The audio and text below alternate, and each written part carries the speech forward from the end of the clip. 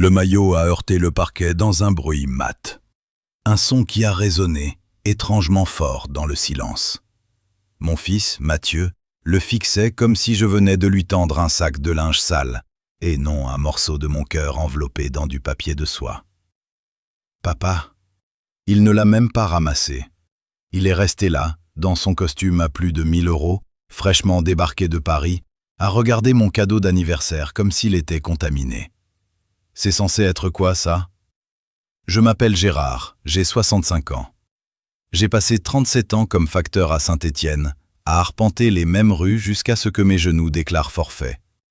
J'ai perdu ma femme, Anne, il y a 3 ans, emportée par un cancer. Et à cet instant précis, debout dans mon salon le jour de mon anniversaire, en voyant mon fils unique rejeter la chose la plus précieuse que je possédais, j'ai senti quelque chose se glacer en moi. « C'est un maillot des Verts », dis-je doucement. « Celui de Rocheteau, de 76. » La femme de Mathieu, Chloé, a eu un petit rire qui tenait du ricanement. Elle faisait défiler quelque chose sur son téléphone, son sac de marque coincé sous le bras, manifestement déjà lassé de cette visite. Ils étaient chez moi depuis à peine 20 minutes. « Chérie, c'est pas l'équipe de Saint-Étienne, ça ?» a-t-elle lancé sans lever les yeux. « Tu sais bien que Mathieu ne regarde même plus le foot. Il joue au golf maintenant. » Mon fils s'est enfin baissé pour ramasser le maillot, le tenant du bout des doigts comme s'il craignait de tacher sa chemise impeccable. Le tissu vert et blanc semblait délavé dans la lumière de l'après-midi qui filtrait par la fenêtre. Ce maillot avait plus de 40 ans. Il était plus vieux que Mathieu lui-même. « Papa, j'apprécie le geste, mais... » a-t-il commencé avant de jeter un œil à Chloé. « C'est un peu démodé, tu ne trouves pas? Et puis, ce n'est même pas le PSG. Pourquoi je voudrais un maillot de Saint-Étienne ?» La question est restée suspendue entre nous. Pourquoi en voudrait-il? Ce maillot pour lequel j'avais économisé en 1976, l'année de l'épopée des Verts en Coupe d'Europe, quand j'avais 21 ans. Le maillot que j'avais porté à chaque match au Chaudron auquel j'avais pu assister. Celui qu'Anne avait repris à 2 reprises quand il commençait à s'user. Celui que je m'étais juré de transmettre à mon fils le moment venu. Je pensais que mes 65 ans, c'était le bon moment. Mon anniversaire, sa visite. Une occasion de retisser le lien à travers les kilomètres et les années qui s'étaient insidieusement étirées entre nous. « Parce qu'il a une histoire », ai-je dit, ma voix plus rauque que je ne l'aurais voulu. Mathieu a soupiré. Ce soupir si particulier qui voulait dire qu'il s'armait de patience avec son vieux père. « Écoute, papa, je sais que tu es sentimental avec ces trucs, mais Chloé et moi, on essaie de désencombrer. On est dans une démarche minimaliste. On n'a pas la place dans notre appartement pour toutes les vieilleries qui se présentent. »« Toutes les vieilleries ?» ai-je répété lentement. « Tu vois ce que je veux dire ?» Il a drapé le maillot sur le dossier de mon canapé, le renvoyant déjà aux oubliettes. « Tu pourrais peut-être le donner à Emmaüs ou un truc du genre. Quelqu'un pourrait en avoir l'utilité. » Chloé a alors levé les yeux de son téléphone, soudain intéressée par la conversation. « En fait, Mathieu, vérifie peut-être avant s'il a de la valeur. Tu sais, sur le Bon Coin ou autre. Les articles de sport vintage, ça peut se vendre quelques euros. Ça pourrait nous payer l'essence pour le trajet retour. » Quelques euros pour payer leur essence. Pour le maillot qui était accroché dans mon armoire comme un talisman depuis plus de 40 ans. J'ai failli tout leur dire à ce moment-là. Parler de la dédicace. De Dominique Rocheteau lui-même, me le signant en 1977, après que j'ai attendu 3 heures sous une pluie glaciale devant le stade Geoffroy-Guichard. Leur dire que la signature était authentifiée, documentée, l'une des rares qu'il ait faites cette année-là, et que le certificat dormait dans mon coffre à la caisse d'épargne. Mais quelque chose m'a retenu. Peut-être la façon dont Mathieu l'avait laissé choir par terre. Peut-être la cruauté désinvolte de Chloé et de son histoire d'essence. Peut-être la prise de conscience que j'avais élevé un fils qui mesurait tout en euros et en mètres carrés. Bien sûr, ai-je dit à la place, je vais trouver une solution. Ils sont restés 1 heure de plus. Mathieu a parlé de son dernier client, un millionnaire de la tech qui avait besoin de diversifier son portefeuille. Chloé m'a montré des photos de la rénovation de leur appartement sur son téléphone. Chaque surface brillait de marbre et de chrome. Ils ont mentionné leurs prochaines vacances aux Maldives. Tout dans leur monde était cher, exclusif, supérieur. Quand ils sont partis, Mathieu m'a serré dans ses bras comme on le fait à un enterrement. Une étreinte brève, obligatoire. Il n'a plus mentionné le maillot. Ne l'a même pas regardé, toujours abandonné sur mon canapé. On essaiera de repasser avant Noël, a-t-il dit. Peut-être. Le travail, c'est la folie en ce moment. Je suis resté sur le pas de ma porte à regarder leur Tesla s'éloigner.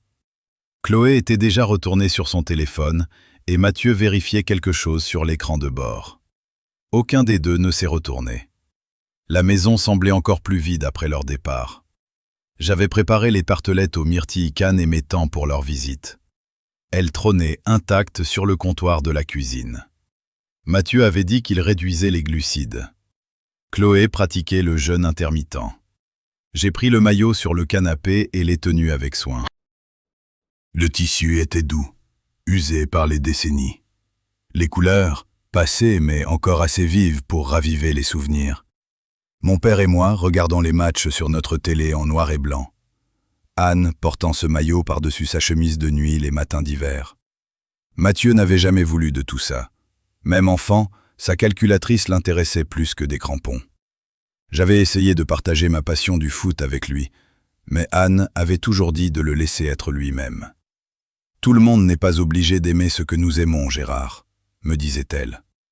Elle avait raison. J'avais soutenu Mathieu pendant ses études de commerce. Je l'avais aidé pour sa première voiture. Je m'étais porté garant pour son premier appartement. Être un bon père ne signifiait pas imposer ses passions à son enfant. Mais j'avais cru qu'il pourrait au moins les respecter.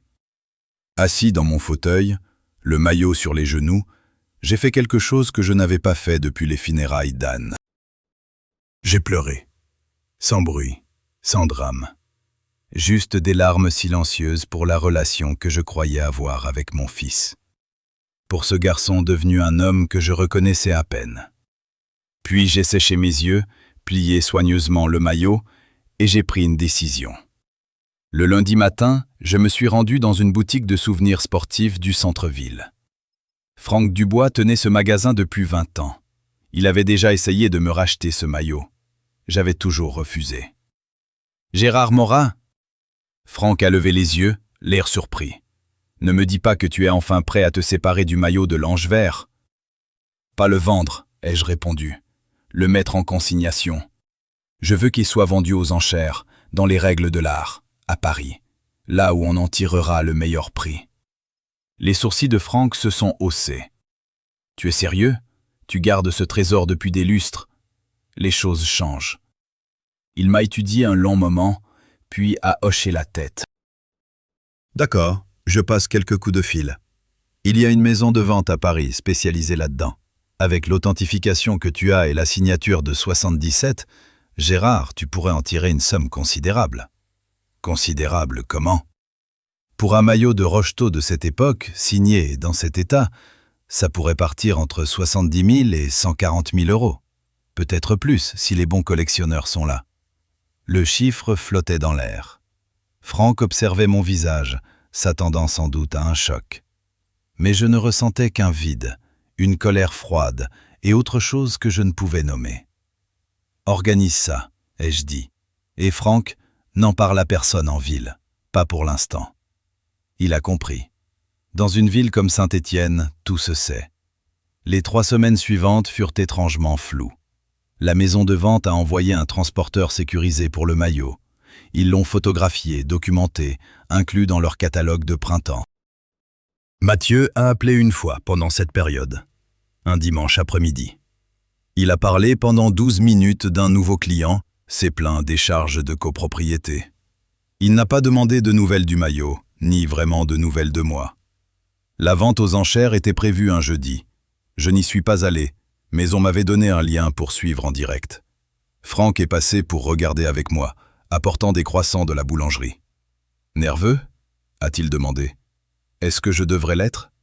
Gérard, ce maillot, c'est ton histoire. Tu es sur le point de voir des inconnus se battre pour lui. » J'ai pensé à Mathieu le laissant tomber sur le sol, à Chloé suggérant qu'il pourrait payer leur essence. Ce n'est qu'un objet, Franck. Les objets n'ont pas autant d'importance qu'on ne prétend. Il m'a jeté un regard qui disait qu'il savait que je mentais, mais il n'a pas insisté. Le lot 247 est apparu à l'écran. Mon maillot, sur un mannequin. La voix du commissaire-priseur a crépité dans les haut-parleurs de mon ordinateur. Maillot de l'AS Saint-Étienne, style porté en match, saison 1976. Signature authentifiée de Dominique Rocheteau, datant de 1977. Conditions excellentes. Mise à prix, 45 000 €. Franck a laissé échapper un sifflement. C'est parti. Les enchères sont montées vite. 60 000, 75 000, 90 000. À 110 000 €, le rythme a ralenti. 2 acheteurs se répondaient par tranche de 5 000 €. 115 000, 120 000. Allez, marmonnait Franck. 125 000 €. Une pause. Adjugé, vendu à 130 000 €. Franck a bondi. Gérard, tu as vu ça? 130 000 €. C'est un record. Je suis resté assis, le regard fixé sur l'écran où le mannequin était déjà emporté, en route vers son nouveau propriétaire. Quelqu'un que je ne rencontrerai jamais. Après le départ de Franck, je me suis assis dans mon salon et j'ai réfléchi. Après commission, j'allais toucher environ 115 000 €. Plus d'argent que je n'en avais jamais eu en une seule fois. Pour en faire quoi? Acheter une nouvelle voiture? Rénover la maison? Partir en voyage? Rien de tout ça n'avait d'importance. Mais je savais ce qui en avait. J'ai attendu 4 jours, le temps que la nouvelle se propage dans le petit monde des collectionneurs, qu'elle atteigne les blogs sportifs, puis les réseaux sociaux. J'ai attendu que Mathieu appelle. Le dimanche soir, mon téléphone a sonné. C'était lui. « Papa », sa voix était tendue. « Tu as vendu ton maillot de foot ?»« Oui. »« Pourquoi tu ne m'as rien dit ?»« Ça ne t'intéressait pas, tu as dit que c'était démodé. » Chloé a suggéré de vérifier si ça valait quelques euros. Un silence. Je pouvais l'imaginer arpentant son appartement de chrome et de marbre. « Papa, j'ai vu l'article. Ils disent que ça s'est vendu 130 000 €. C'est impossible. C'était juste un vieux maillot. » Dominique Rocheteau l'a signé en 77. C'est authentifié. Nouveau silence. Puis, tu veux dire que tu avais un maillot qui valait 130 000 € et tu le gardais dans ton placard? Je le gardais parce qu'il signifiait quelque chose pour moi. L'argent n'avait aucune importance, jusqu'à ce qu'on me montre que rien d'autre n'en avait pour vous. Qu'est-ce que ça veut dire? Mathieu, tu as laissé tomber ce maillot par terre comme si c'était un déchet. Tu n'as pas posé de questions. Tu ne t'es pas soucié de son histoire. Tu l'as jugé à l'aune de ta décoration d'intérieur. Ce maillot représentait plus de 40 ans de ma vie. Ta mère l'a reprisé. J'ai attendu 3 heures sous la pluie pour le faire signer. Et tu n'as même pas pris la peine de le plier. Sa respiration était lourde à l'autre bout du fil. Et alors, c'est une punition? Tu as vendu un truc qui valait une fortune parce que j'ai blessé tes sentiments? Je l'ai vendu parce que tu m'as appris que la valeur sentimentale ne signifie rien si l'autre personne ne veut pas la voir. C'est incroyablement mesquin, papa. Peut-être, mais c'est fait. On aurait pu utiliser cet argent. Tu n'as pas idée du coût des travaux de l'appart, des prêts étudiants de Chloé. On essaie de fonder une famille. Et tu n'as pas pensé à mentionner tout ça quand tu étais là. Tu as parlé des Maldives, de ton nouveau client, de votre style de vie minimaliste. Tu n'as pas demandé si j'avais besoin de quelque chose. Tu ne m'as pas vu comme quelqu'un qui pouvait avoir quelque chose de précieux à offrir. Alors, qu'est-ce que tu as fait de l'argent? A demandé Mathieu, la voix glaciale. Je l'ai donné. Ça l'a arrêté net. Quoi? 75 000 € à l'Institut de cancérologie où ta mère a été soignée. Ils vont donner son nom à une salle de lecture dans la nouvelle aile. 20 000 € à l'association de foot junior de la ville, pour les enfants dont les familles n'ont pas les moyens de payer l'équipement. Le reste est placé pour couvrir mes frais d'obsèques et une éventuelle maison de retraite. Je ne serai un fardeau pour personne. J'entendais la voix de Chloé en arrière-plan, stridente. Mathieu a dû mettre sa main sur le micro, mais j'ai quand même saisi quelques mots. Droit à cet argent? Héritage familial? Il est revenu en ligne. Papa, tu ne peux pas juste donner notre héritage. Ce n'était pas votre héritage. C'était mon maillot, mon argent, mon choix. C'est incroyable. Tu sais quoi? Très bien. Garde ton argent, donne tout. Mais ne t'attends pas à ce que je continue à faire la route jusqu'à Saint-Étienne pour voir quelqu'un qui, de toute évidence, n'accorde aucune valeur à la famille. » « Mathieu, » ai-je répondu d'une voix égale, « tu as visité ta mère 2 fois pendant ces 6 derniers mois. Tu as manqué son enterrement pour une réunion client. Ne me fais pas la morale sur les valeurs familiales. » La ligne est devenue silencieuse. Il avait raccroché. Mon téléphone a vibré. Un SMS de Mathieu. Inutile d'appeler, c'est terminé. Une autre vibration. Chloé m'avait bloqué sur les réseaux sociaux. L'Institut de cancérologie a appelé en juillet. La salle de lecture Anne Morin était prête. Une plaque sur le mur disait « En mémoire d'Anne Morin, dont la force et la grâce ont inspiré tous ceux qui l'ont connue. » Donne de Gérard Morin, qu'il a aimé plus que les mots ne peuvent le dire. Le directeur m'a serré la main, me disant combien de familles trouveraient du réconfort dans cet espace. Elle aurait adoré cette pièce. Le soir, mon téléphone a sonné. Numéro inconnu. « Monsieur Morin, c'est la maison de vente. Je voulais juste vous dire une chose. L'acheteur m'a demandé de vous transmettre un message. Il va faire don du maillot au Musée national du sport. » Il a dit « Un objet avec une telle histoire, une telle âme, doit être vu par le public. » Il a lu la note que vous aviez fournie sur la signature, votre femme le reprisant, vos souvenirs. Il pense qu'il est important que les gens sachent que ce n'était pas juste un souvenir sportif, mais un morceau de la vie de quelqu'un. Après avoir raccroché, je suis resté longtemps à ma table de cuisine. Quelque part, mon maillot serait exposé dans un musée, avec les reprises d'Anne bien visibles. L'histoire me survivrait. Mathieu n'a jamais rappelé. J'ai appris par des amis communs qu'ils avaient eu un fils en octobre. Je n'ai pas envoyé de carte. À quoi bon? Tout cadeau que j'enverrais serait mesuré à sa valeur marchande, pas à sa signification. L'association de football junior m'a envoyé des photos en janvier. Des enfants, portant l'équipement neuf acheté avec mon don, souriaient jusqu'aux oreilles, la joie pure de ceux qui veulent juste jouer. Un gamin, peut-être 8 ans, portait un maillot des Verts. Sur la photo, il était en pleine célébration, les bras levés. J'ai accroché cette photo sur mon frigo, à côté de celle d'Anne. C'était ça mes héritages maintenant. Pas de l'argent, pas des biens. Juste des moments qui comptaient pour des gens qui choisissaient de les voir. Et j'ai décidé que c'était suffisant. Le maillot est dans un musée.